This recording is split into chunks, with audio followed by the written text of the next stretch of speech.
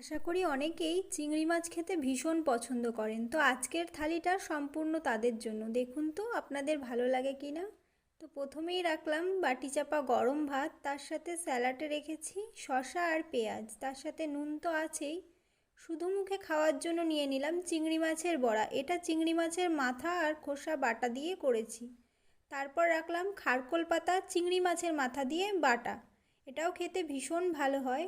তার সাথে রাখলাম একটু চিংড়ি মাছ ভাজা। এরপর রেখেছি খারকোলের ডাঁটা, যেটাকে আমরা খারকোল বলি, আপনারা কে কী নামে চেনেন আমাকে একটু জানাবেন। সেটার সঙ্গে চিংড়ি মাছ দিয়ে একটা চচ্চড়ি মাখা মাখা করে রেখেছি, বেশ ভালো লাগে খেতে। তারপর রাখলাম চিংড়ি মাছ দিয়ে কুমড়ো দিয়ে একটা তরকারি, এটা একটু ঝাল মিষ্টি স্বাদের হয়, খেতে ভীষণ ভালো হয়। তার সাথে রাখলাম আমড়ার চাটনি। এই চাটনিটা একটু টক স্বাদের হয়, খুব একটা মিষ্টি দিই না বা চিনি দিই না, একটু টক টক করেই রান্না করা হয়। শেষ পাতে খাওয়ার জন্য এমন একটা চাটনি থাকলে আর কি লাগে বলুন তো। দেখুন তো আজকের লাঞ্চের থালাটা আপনাদের কার কার পছন্দ হয়, ভালো লাগলে অবশ্যই লাইক করুন।